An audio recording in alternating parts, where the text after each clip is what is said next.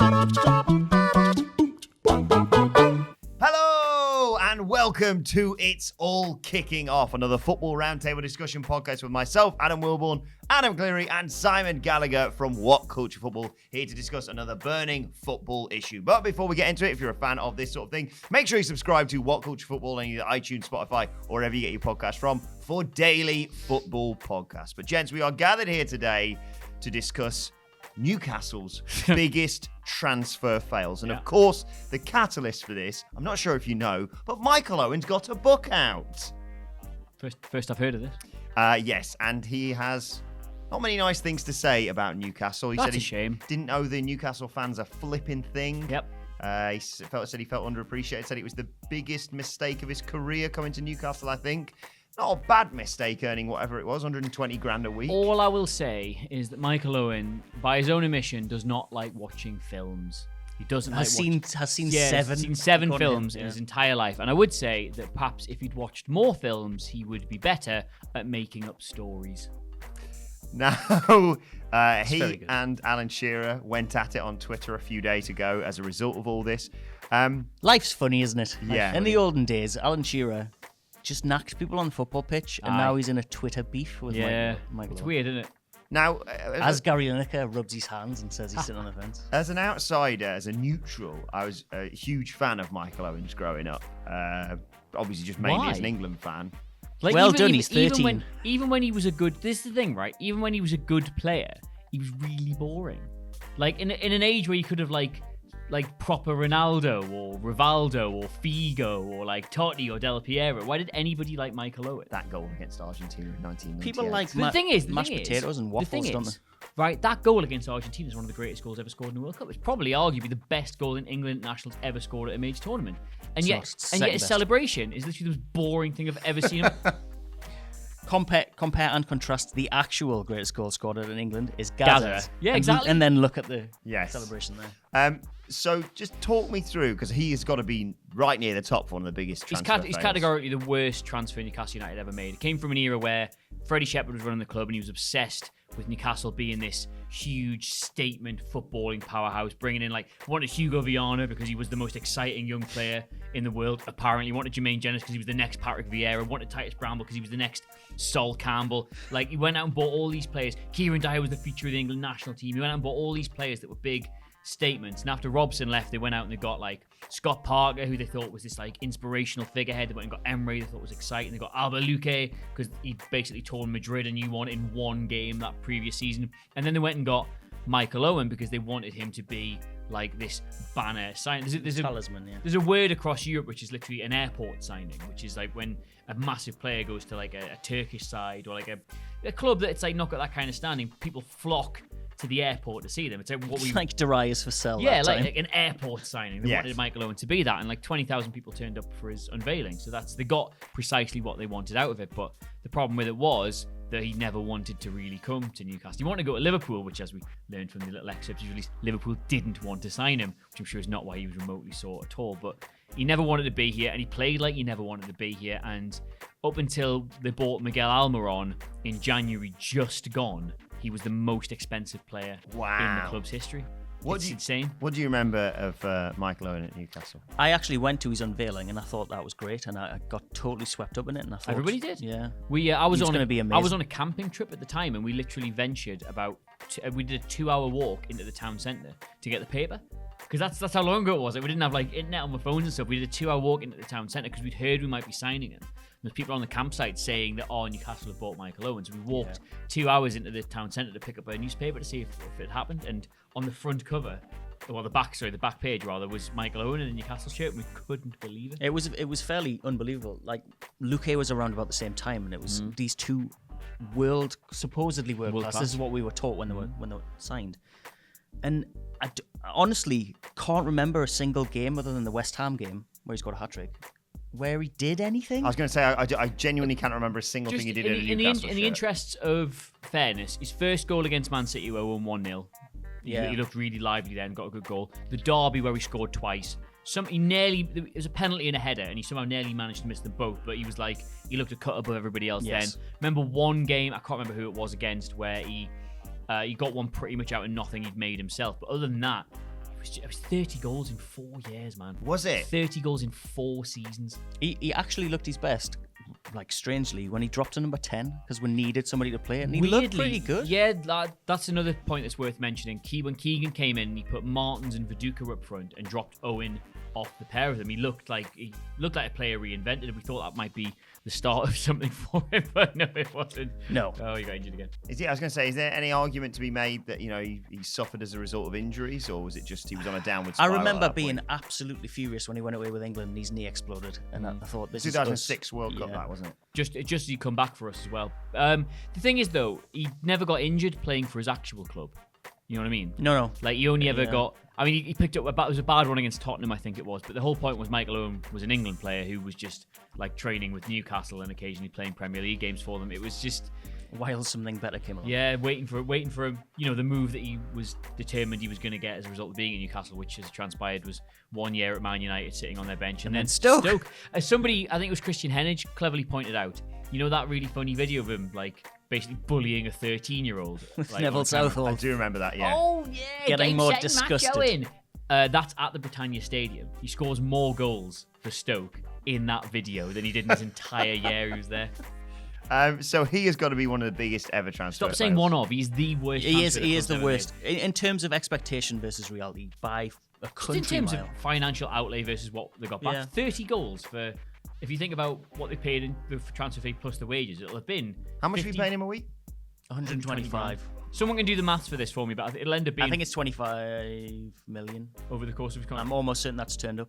Over the course of his contract. And if you think about it, him and that whole transfer policy is part of the reason why we've got Mike Ashley. Yeah. The way Mike Ashley is, Yeah. because he came in and didn't know about any of these finances and then found out subsequently after he'd already bought the club, and he was like, well, I'm not going to do that. Look at the mess they've left. Yeah. Thanks, Mike. Thanks, Mike. And Mike. It was just, he was literally the crowning jewel in this like Folly Shepherd era, which would undoubtedly, had it gone on longer than it did, left us in probably a worse position. Oh, than Leeds would have been found Leeds, themselves yeah, absolutely. in. They were spending money hand over fist. You've got other players there that are part of this, and it's just, Owen was just the one that sums it all up. But the problem with Michael Owen compared to like every other player who was bought at that time, every other failed player, was that when they left, they sort of like had a bit of humor. I made a lot of money there. I didn't do too well. I should probably just, even no matter what I might think about it, maybe speak fondly of my time. And the fans they put up with that, etc. Or just don't. Or just Speak don't mention it at all. Yeah. Whereas Michael Owen has always been like, if the Geordies understood the truth, they'd probably think I was amazing, and they'd probably hate their own club instead of hating me, a man from Cheshire who never really liked them. It's like, the man is genuinely the dullest, most tedious, like, fantasist about his own career. Like, he must come to Newcastle and see the Shearer statue and think, well, where's mine? Where's mine? What's Where's going on mine? here? Where's mine? That video where he does the helicopter tour is just, that sums up exactly how he sees himself in his head, because somebody's gone, do you want to do this? And he's gone, I could be a helicopter pilot. The brochure he released after his contract, he put out a brochure. Did you ever see this? Yes, I did see that. Pathetic gizzard job brochure. Oh, Michael Owen, the personal brand. It was just like, he's genuinely one of the most odious little toads I think I've ever seen in football. Are we going to read his book? That's what we have to. No, because that's what he's trying to do. I was going to say, did I see somewhere like there's a bookstore in Newcastle City Centre that is stocked every. You used to work. I in fact used to work there. It's stocked every football book ever. Yeah, the back page. It's amazing. The thing is, it's not going to be stocked. And they refuse to stock it. Michael Owen's big point is that I'm Michael Owen. I played for Liverpool. I played for Real Madrid. I played for Manchester United. I was always way bigger than Newcastle. They've got these ideas above their station. They hate me when they should hate the owners, etc., etc., etc. Like, they're beneath me. All this, that, and the other. And yet the man is quite happy for the national marketing campaign for his book to release excerpts about his time at Newcastle on Newcastle's shoulders. You know what I mean? Like, if that was the regional press, if we were the only ones getting that, like if the Chronicle, because the Chronicle are getting excerpts of it, if it was just them, then fair enough. That's smart. How else do you make people in Newcastle buy your book? Fine, but that is the national marketing strategy, the global marketing strategy for his book is to talk about Newcastle United while simultaneously saying they're not important. And he's the kind of person that won't even see the irony in that, because it's just. Yeah, let's move on. I've hit it. We can talk about him. One name that immediately leapt into my head, even as a casual fan, is Jean-Alain Boumsong. Can I tell you a funny story about Jean-Alain Boumsong? Please do. Two things. My friend Nick, hello Nick, if you're watching. He used to be the kind of person who would diligently write letters to like celebrities and stuff, but not like in a weird way, like stuff he thought genuinely could be helpful. He'd write a few to Bobby Robson every now and then. Oh. And one summer, he wrote a letter saying, "Hello, Bobby. I know the club's got scouts all over the world, etc., etc. But see where this is headed. But there's a player in France who is available on a free this summer, and I've watched. I don't know how he'd watched him, but he watched it. I think he might be a really good pickup to play alongside Woodgate. He's called Jean-Alain Boumsong. I think he's available. He's available on a free. He's playing for Marseille, I think. Playing alongside Philippe Mexes. I think he would be a great fit at Newcastle." And he got a letter back saying, "Thank you very much for your interest, blah. Unfortunately, Bobby Robson cannot answer every letter the club gets sent by IRS." And he ended up going to Rangers. Smash cut, literally 6 months later. Robson's gone. Souness has been installed, and Newcastle shell now 8 million, which at the time was a lot of money. For a centre half, especially. Shell now 8 million to bring him in, and he was absolutely dreadful. I can add to that story. I should point out Woodgate had gone as well by that Yeah, point. to add context. Bramble and Boumsong, wasn't it? Yes. Back. Boumsong started his first game. Sorry, he came on the pitch against Yedding in the FA Cup. Didn't look. And the ball hit him in the middle of the back as he thought it was dropping over his shoulders. And it was like, oh, no, that's not a good sign, is it, for a centre half? Against Yedding as well. Yeah, that's like not a him. team that people don't believe exists. That's not him Are you trying to mispronouncing say Reading. I know. I was. Yedding, non-league Yedding in the FA Cup. Thing was, his first couple of months, he actually looked really tidy. Looked really good on the ball. It was thanks to Titus Bramble. Yeah, he formed a fairly good partnership Wow. at the back. Yeah, I know. We looked more stable and steady, but there was literally a game. I think it was Man United where he dropped an absolute bollock. He gave it. I think it was 0-0. It was a really tight game. We looked like we actually might go on and win it. And with about an hour or 20 minutes to go, he just chucked an absolute no-brainer. Can't remember exactly what he did, but it was completely his fault. I think he misjudged the bounce of a ball or something. Man United got in, scored, and ended up winning 2-0. That and I was like, familiar, yeah. that's disappointing. But to be fair, being solid the first couple of months, you can forgive him this one mistake. We weren't really expecting too much out of the game anyway, and he just never, ever recovered. And we went down, he ended up going to Juventus. What? I know. Juventus, Yeah. It was just after Juventus had got demoted for match fixing. yeah, But he still Wasn't went the to real Juventus. Juventus. Wasn't the real Juventus. It was just the Nedved Buffon banter. Yeah, Juventus. Yeah, Jean-Alain Boumsong. Not a good player. But I will say, I went to the Camp Nou a few years ago to watch Barcelona in the Champions League. They played Olympiacos. Djibril Cissé was up front, and at the back was Jean-Alain Boumsong. Still going. Yep, marshalling Lionel Messi and doing a good job, I might add. Not for Barcelona. Just to clarify. For Olympiacos, marshalling Lionel Messi and David Villa, and I think Bojan and Pedro. And honestly, the 6-1 I was scoreline. going to say 10 or 11. So they're the two blindingly obvious ones. For devoted Newcastle fans, what other names really leap out at you when I say transfer fails? We've already mentioned one of them, and he sort of gets away with it slightly because he scored a very famous goal against Sunderland. Yes, and Albert is Luque. part of a very famous song. Yes. Even Albert Luque scored, which gives you an indication of what we it was thought. 4-1, even Chopra scored. Oh, sorry, yeah. Club insider Michael Chopra. Yes. Think about Steve Wraith, Michael Chopra. Luque was another one who was... I think he was rather unfortunate because they said he pulled a muscle in like second or third game at the club.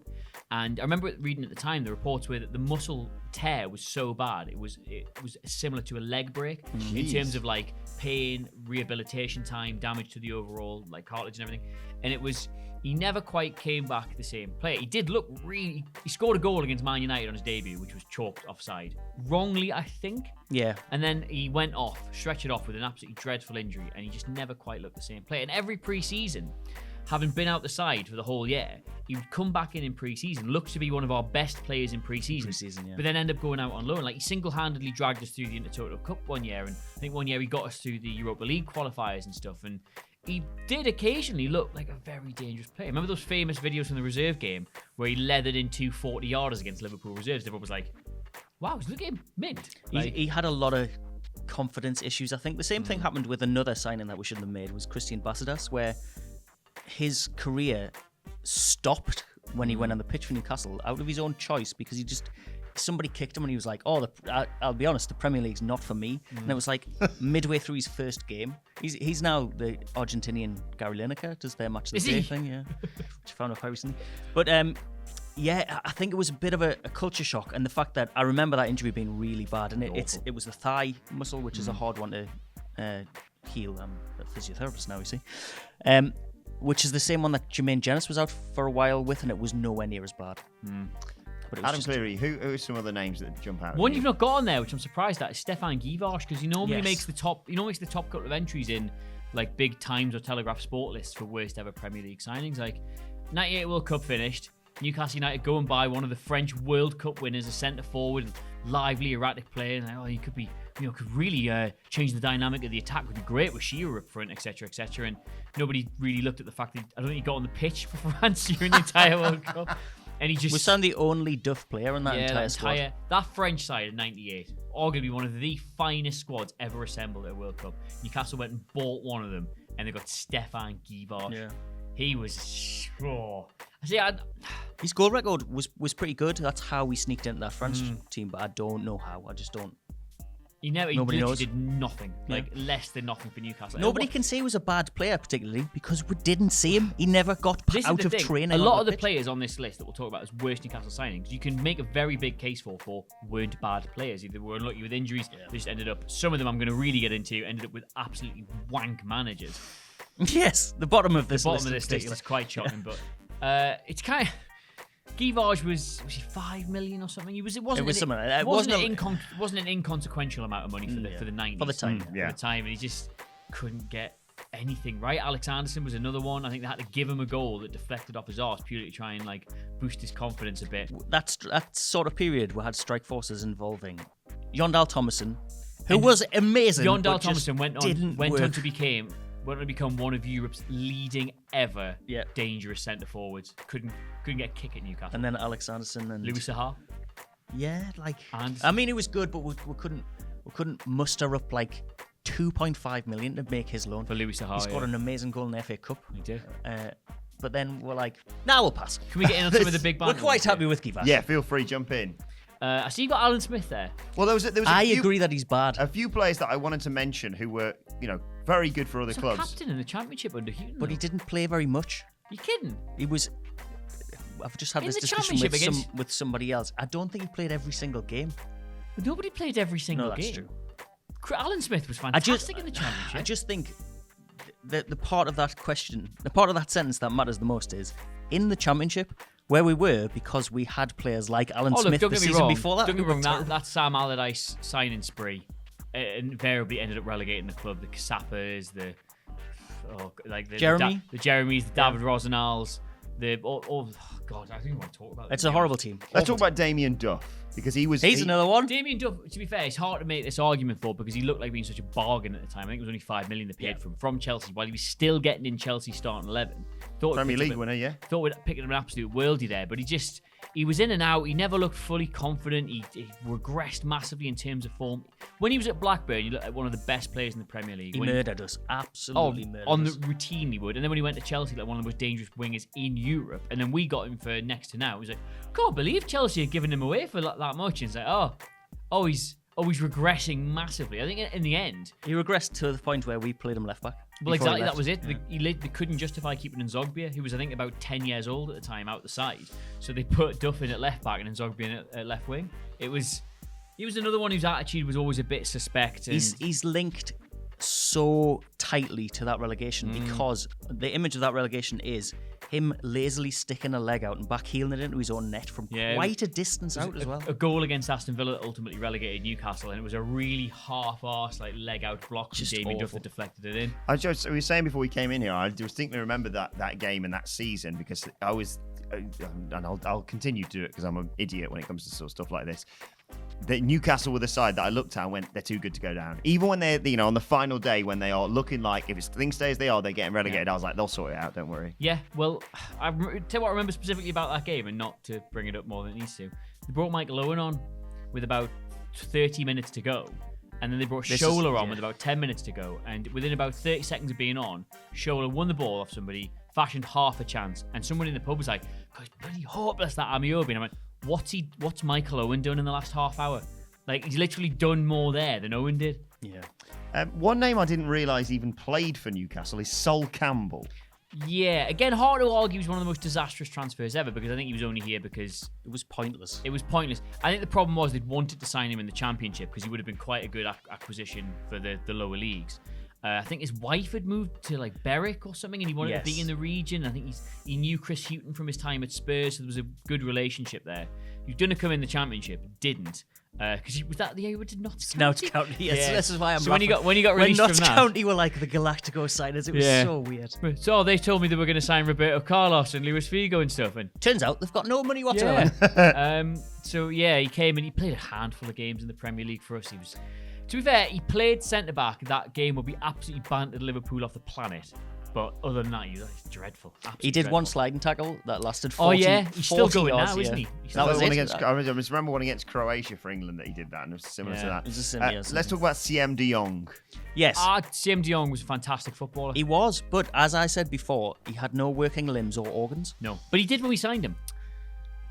I think he was on a sort of Final Destination cursed flight that was supposed to crash. Interesting. And then it didn't. And death came after him. And he's training at Newcastle in the first week or something, and they just popped his lung out of nowhere. His lung collapsed. His lung collapsed, and then his eye almost fell out. Yeah, in a freak training ground accident. I watched him in In pre-season. training, not What are you doing in training? at war. They gave Pardew. I don't know if they gave Pardew money, but Pardew had a bit of a signing spree one year when he was at the club, and they brought forward loads of transfers, and they went out and got these players they really wanted. And I remember at the time, all the press were like, looking at the names they're getting for the fees they're paying, this is a fantastic transfer window for any club led by Newcastle.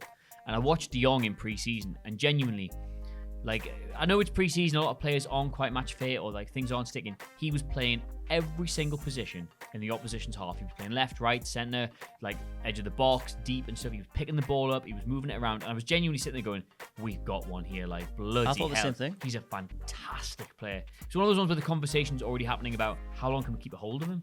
Like, because if he plays like this in the Premier League, we'd lose him in 12 months. He was sensational. Absolutely brilliant. And then, yeah, he just felt the bits. Literally felt the bits. Literally fell to pieces. Any other names you want to mention here? The Steve McClaren signings. Cabela, Tovan. Cabela was another one that came through with that. It was Jan-Mac, Cabela, De Jong, Jose Perez, and there was one more. There was 5 that got in. I can't remember the last one. It'll come to me Was in a it minute. not Morgan Amalfitano? Oh, sorry. No, that was the year before. Romain Amalfitano. Malfitano, yeah, not Morgan the was, good one. Morgan was the good one.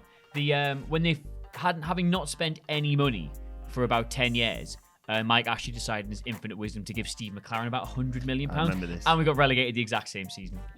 Was it the next season? No, it was the exact same season, that yeah. season. Chancellor Mbemba came in, highly rated young central defender from Anderlecht. Alexander Mitrovic, one of the most highly rated young centre forwards in Europe. Florian Thauvin, like one of these highly rated young French players. And they all came in, and the consensus was after about 6 months, they were all absolutely hopeless. And I will point out, Cabela, I thought was a fantastic player, but that's another side. I wrote a great article for 442 if you want to read it, but he's actually quite good. Florian Thauvin got labelled the most lightweight, pointless player we've ever bought. Went immediately back to France and Proved that he wasn't. And has won no short. I know people say, "Oh, it's only France," but like he's won no shortage of awards over there. He looks an absolute world beater. They're talking about 60 million. They're talking about 60, 70 million if he wants to go Wow. anywhere else. He's fantastic. And Mbemba, I thought, struggled a bit because he was very young. They threw him in at the back with an aging Colaccini. The guy, his English wasn't very good. He refused to speak English as to learn English was one of the issues that saw him out of the club apparently. Look, the man lived in my building and helped me with my bins one afternoon. So right? so he's got a pass to do anything, whatever he wants. And he wore tuxedos to training, which Adam absolutely loved as well. I remember He was seeing he was a bit of a hero, and He I was thought he was a class. good player. But I was going to the match one afternoon. It was when we were in the championship, right? Funny story. This going to the match, and I got in the lift. is this the water story? No, right. that's about Henri Saivet. That's one for another podcast. Of course. Got in the lift, and in the lift was this about 7 foot tall woman wearing nothing but a bed sheet. She was literally wrapped in a bed sheet in the lift, and I was like, normal, all right. I'm just not gonna look or okay. So I got in the lift. The lift was already going down to the ground floor at the reception. I was like, okay, this is incredibly awkward. Why is she like no shoes, nothing, just literally wrapped in a bed sheet? I was like, this is a bit weird. It's about 1:30, so about the time to go to the pub, time for the match, right? And I get downstairs, and the lift doors open, and there is, with a face like thunder, Chancellor Mbemba holding in his club tracksuit, holding a Gucci wash bag, right? And I like go to, because I'm a gent, I go to like, you know, like let her out of the lift first. She's not getting out of the lift, and Mbemba just walks in. I'm like, oh, she's come. Okay, I understand. So I get out of the lift, and I'm like, that was quite weird. I wonder where he's. Oh, right. He's been told he's not in the squad, so he's just gone home, hasn't he? Because there's literally a woman in his bed, and he's got better things to do this afternoon. I was like, legend. What a legend. We stand. Any other quick names to mention, Simon Gallagher? I haven't talked about Jeremy yet. Well, we sort of mentioned him. He was I think 85 when we signed him. Yep. And Yep, looked it. Yes, played like that. Kachapa, we've already mentioned, was another one. Kachapa was dreadful. David Ross. Basically, idiotic decisions. the thing is, we're so not used to spending money at this club. No. That, like, whenever anything's spent, there's an expectation level on anybody coming in that they've got to be good. Yes. Where it's like, I mean, look, Brighton chucked 20-odd million away on a centre forward last summer, and he's been hopeless. So he's back on the bench now. Nobody seems to be making a stink about that. Whereas we spend anything remotely approaching the market value, and we're like, well, best be good then, because we're so not used to spending money lately. And then we'll buy like Fabian Schär for $4 nothing, million. and everyone's like, well, he must be rubbish. He must be rubbish. Look how much he's cost, Fernandes. and he's just amazing. Fernandes next to nothing. Schär absolutely nothing. Dummett academy product. Like That's the key. Dubravka. Stop spending money and just buy. Oh no, Hosselu. I'm not having that. I'm glad Hoslu's not on this list, by the way. I still remember that goal against Liverpool we were watching in the pub. That was great. He was absolutely terrible. Hosselu. He was not up to standard to play for Newcastle United. It wasn't his fault. Neither was Daryl Murphy, and our fans absolutely love these two as like legends. Yeah. Because I fully admit they played their hearts out. Let joy in. But Let joy in. Let us know your just weren't good enough. Let us know your thoughts on Newcastle's biggest transfer fails and Michael Owen in the comment section below. And you can tweet them to us at WhatCultureFC. Watch there. Follow all three of us. You can follow Adam Clery at Adam Clery, Clery. Follow Simon Gallagher at Si Gallagher, Clery. You can follow me at Adam Wilbourn. You can follow us all at WhatCultureFC, and make sure you subscribe to What Culture Football for more daily football podcasts. FCLERY. What culture? This has been It's All Kicking Off. My thanks to Adam and to Si. Thank you for watching, and we will see you soon.